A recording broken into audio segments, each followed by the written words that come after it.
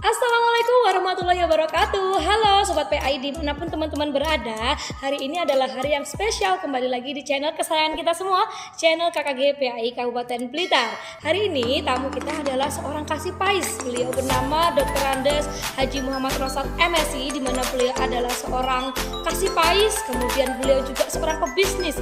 Beliau juga seorang wartawan. Beliau juga punya banyak prestasi yang nanti akan kita gali. Nah, penasaran? Jangan lupa untuk terus menyaksikan video ini sampai habis ya. Ini adalah video podcast kita yang ketiga. Dan jangan lupa juga untuk klik subscribe, like, komen, dan share ya. Halo Sobat PAI semuanya. Nah, sudah ada di tengah-tengah kita Bapak Rosyad. Bapak, bagaimana kabarnya Bapak hari ini? Alhamdulillah. Alhamdulillah. Oke, Bapak, hari ini kita akan membicarakan banyak hal tentunya tentang moderasi beragama, di mana teman-teman kita ketahui bahwa Pak Rosyad ini adalah jenderalnya moderasi beragama. Selain itu beliau juga punya banyak prestasi. Nantinya akan kita gali bersama-sama nih Bapak ya. Enggak apa-apa ya? Jenderal kayak mau perang aja. Oh, okay. Begitu ya Pak. Nih, pemimpin lah istilahnya seperti itu.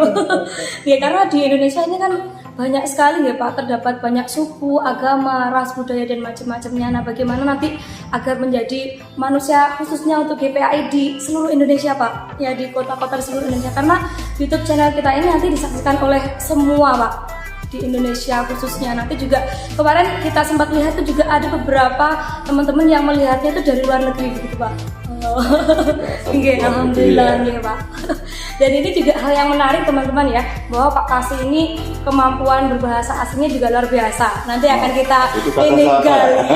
Saya lihat sendiri karena beliau juga penyiar teman-teman ya, penyiar, kemudian juga dai ya Pak ya, sudah banyak ini beliau channel-channel yang mengupload beliau saat berdakwah. Semoga nanti bisa menginspirasi teman-teman semuanya ya. Baik, mungkin sebelum kita lanjut ke pertanyaan Bapak, saya ingin tahu visi misi Bapak itu seperti apa sih Pak? Kemudian bisa menjadi seseorang yang seperti sekarang ini Bapak. Sebetulnya kalau visi misi khusus ya tidak ada, cuman kita ya mengalir saja, kita mengikuti perkembangan, tapi tidak harus ikut kan ya. Kita mengikuti ya, tidak ada kiat-kiat khusus. Kalau di kedinasan ya tentu saja niatan kita di kedinasan itu kan sebagai lahan amal ibadah kita. Begitu. Baik. Baik Pak. Kalau kesibukan Bapak sendiri, aktivitasnya yang mungkin akhir-akhir ini sedang dilakukan Pak, sedang gencar dilakukan apa Pak mungkin? Ada? Ya selain di kantor, rutinitas itu kan pekerjaan sekaligus kewajiban. Kewajiban artinya apa? Kita itu kan sudah membuat kesepakatan, perjanjian.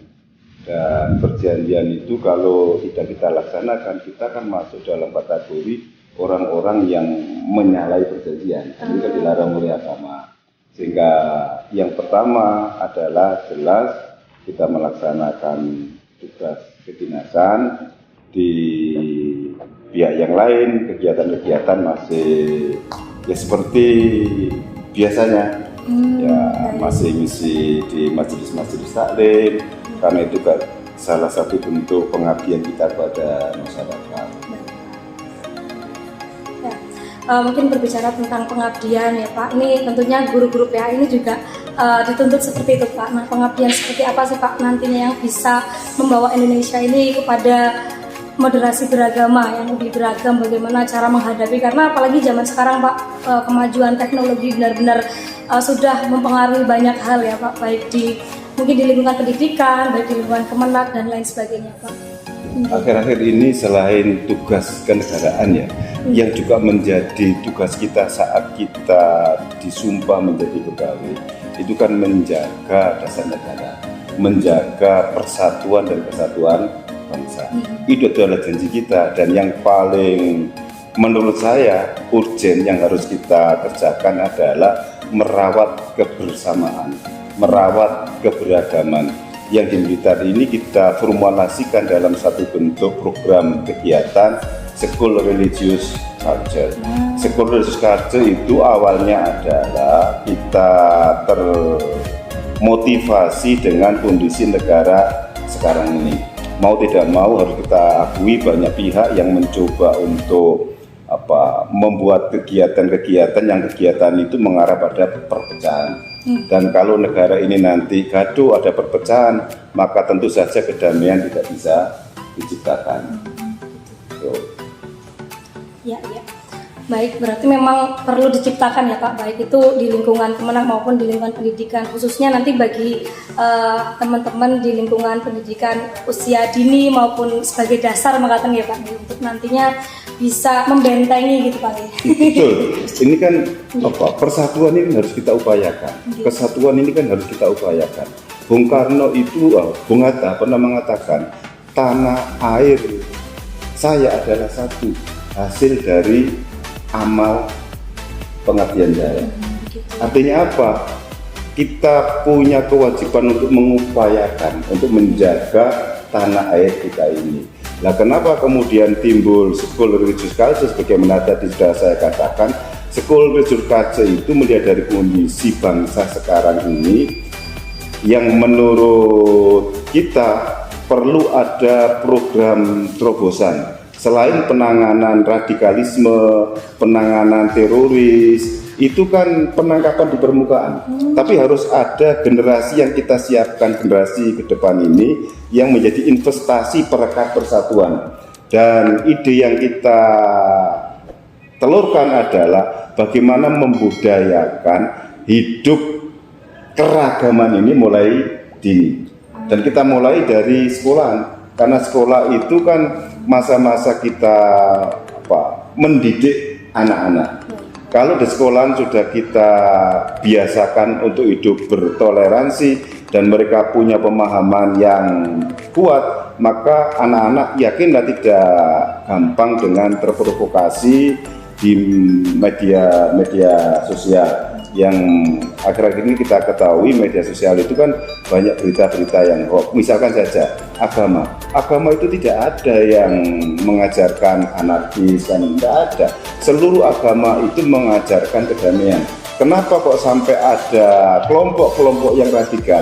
Berarti kan ada pemahaman yang salah, dan pemahaman yang salah itulah yang akan kita luruskan. Tidak hanya kita luruskan dari sisi pengetahuan, tapi langsung kita praktekkan mulai dini dari sekolahan.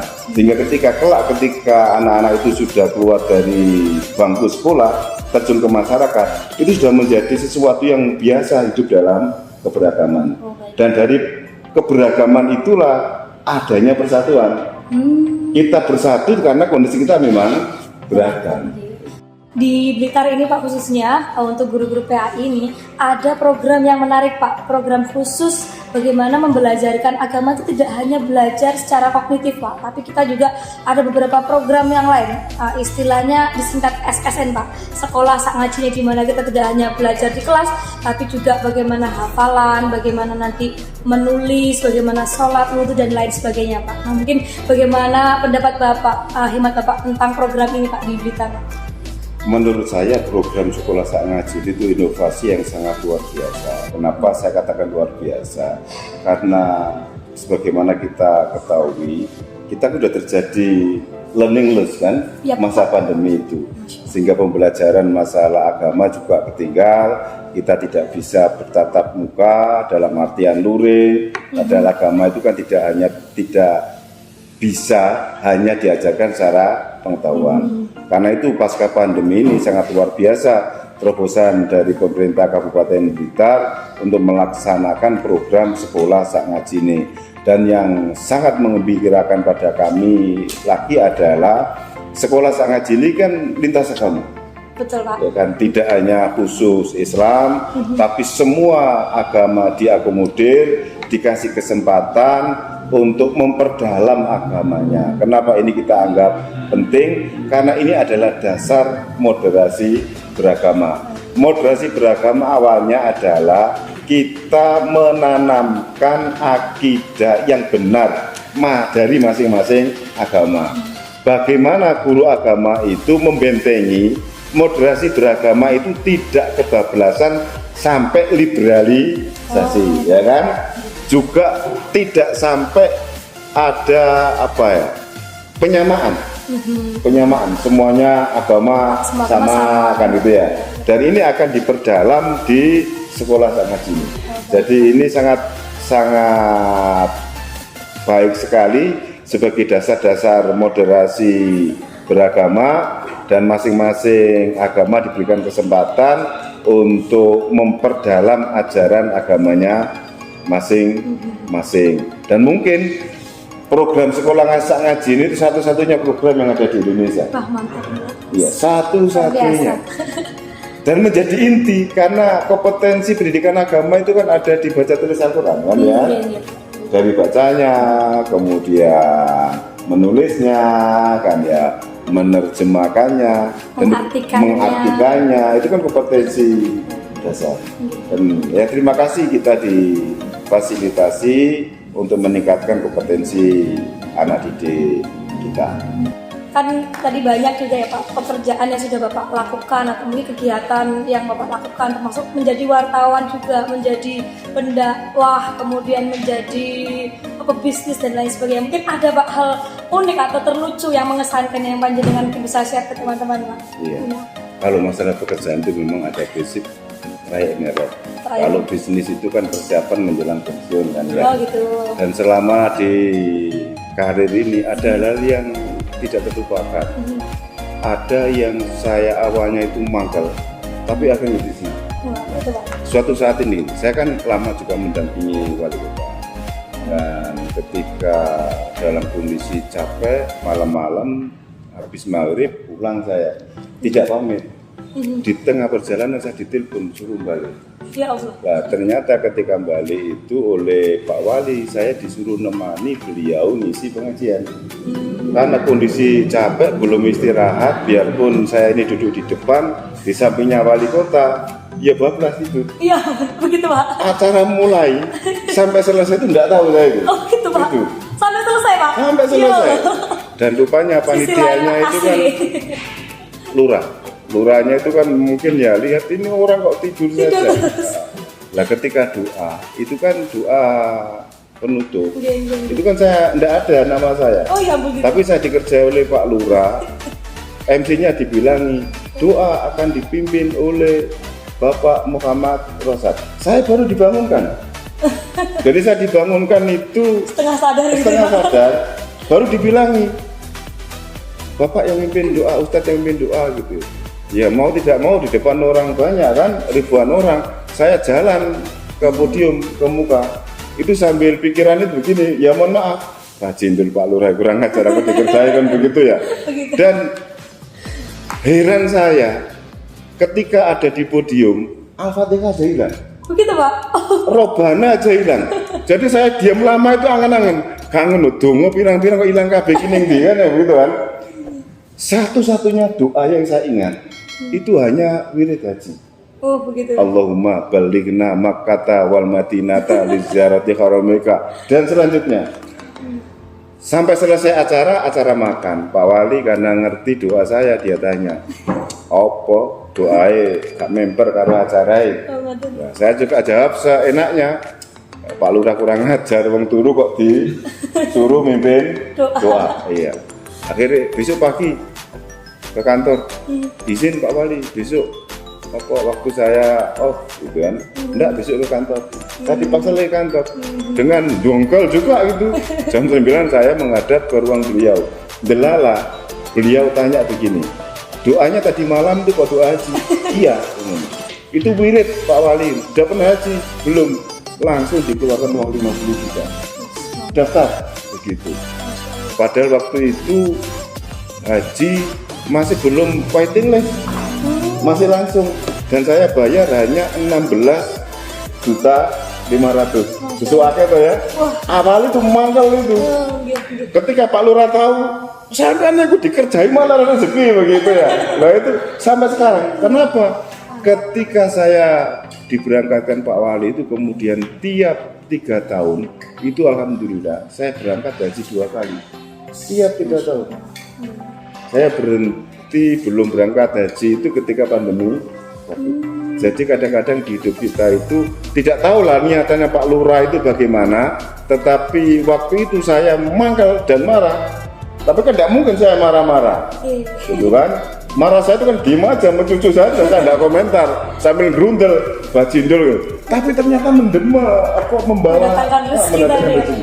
Itu diantara peristiwa di karir saya itu yang insya Allah berkesan, tidak akan terlupakan, tidak akan terlupakan. Bagaimana orang yang mau dipermalukan dikasih uang 50 juta, cash lagi waktu itu. Banyak hal sebetulnya. Tidak disangka-sangka ya Pak. Tapi itu diantaranya, karena itu para pemirsa kadang-kadang itu rezeki kita itu datang karena kita ngantuk, mangkel, karena kita lupa. gitu. Doa kan hilang seluruhnya, karena kita dikerjai orang kan itu ya. Jadi dan itu bisa apa ya? Mempengaruhi sikap kita, mempengaruhi, gitu ya, mempengaruhi psikologi kita. Akhirnya saya angan-angan juga, gitu kan. Iya, saya tadi malam marah itu. Andai kata kalau saya marah dengan perkataan, kan tidak enak. Betul. Untung saja marah saya itu dongkol aja di hati, meketak aja, nggak disuarakan. Kan kalau suara hatinya terdengar, waduh. Oh, tidak enak kan begitu ya? Iya Pak. Iya. Nggak taunya itu mendatangkan rezeki yang sangat luar biasa. Terima kasih inspirasinya hari ini Pak. Sangat banyak sekali teman-teman yang kita bicarakan dengan Pak Kasih, terutama erat kaitannya dengan moderasi beragama, bagaimana religious culture ini dibangun di Indonesia, karena ini adalah suatu dasar ya untuk bagaimana kita membangun Indonesia yang balance, dalam artian tidak hanya agama saja tapi juga pengetahuan umum ya Pak ya. Jadi di mana nantinya akan menjadi Indonesia yang bermartabat, Indonesia yang maju di generasi berikutnya. Mungkin terakhir Pak, pesan untuk teman-teman dari Bapak mungkin. Untuk teman-teman silakan Pak. Ya, untuk teman-teman Pak ya, untuk teman-teman guru pendidikan agama itu mau tidak mau harus selalu mengupgrade kemampuan, meningkatkan kompetensi, karena perkembangan zaman ini kan selalu berkembang dengan pesat. Sayyidina Ali kan pernah mengatakan, ajarilah anak-anakmu itu di satu masa yang masa itu tidak sama dengan masamu, kan gitu ya. Kecil kita sesuai zaman. Masa kecil kita tidak pernah tahu gadget kan gitu ya, HP. Sekarang kan berubah, sehingga kita itu punya kewajiban untuk memproyeksikan anak-anak itu ke dalam situasi zaman yang zaman itu berbeda dengan zaman kita, secara teknologi dan lain-lain. Dan mau tidak mau langkah yang harus kita lakukan adalah mengupgrade kemampuan guru. Bagaimana guru agama itu bisa mengajarkan agama itu menjadi sesuatu yang mudah, gitu kan?